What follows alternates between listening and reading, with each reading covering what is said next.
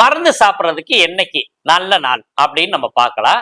மருந்து சாப்பிட்றதுக்கு செவ்வாய்க்கிழமை மருந்து சாப்பிடலாம், வியாழக்கிழமை மருந்து சாப்பிடலாம், ஞாயிற்றுக்கிழமை மருந்து எடுத்துக்கலாம், தேவைப்பட்ட சனிக்கிழமையும் நம்ம பயன்படுத்திக்கலாம். இது எப்படி அப்படின்னு கேட்டீங்கன்னா, ஒரு விபத்து நடக்குது, அதுக்கு மருந்து மாத்திரைகள்லாம் நம்ம எடுக்க முடியாது, என்ன நாள்கள்ல நடக்குதோ அதுக்கு தான் நம்ம போக வேண்டிய சூழ்நிலைகள் உண்டு.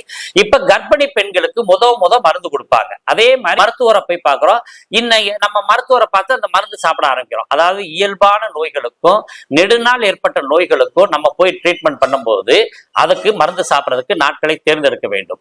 மற்ற விபத்து போன்ற அவசர காரியங்களுக்கு நீங்க இயற்கையாக எப்படி நடைமுறையில இருக்கோ அதை நீங்க பயன்படுத்திக்கலாம். ஆனா நீங்க எவ்வளவு முக்கியமா ஒரு மருத்துவரை போய் உடம்பு ஃபுல்லா செக்அப் பண்ணணும், அதுக்காக நம்ம போறோம். அப்ப என்னைக்கு போறது அப்படின்னாக்க, அதே மாதிரி மருத்துவரை பார்க்கறதுக்கு என்னைக்கு போகலாம்? விபத்து நேராம அவசர சிகிச்சை இல்லாத விஷயங்களுக்காக செவ்வாய்க்கிழமை, வியாழக்கிழமை, ஞாயிற்றுக்கிழமை மருத்துவரை பார்க்கலாம், மருந்து எடுத்துக்கலாம், மருந்து சாப்பிட ஆரம்பிக்கலாம்.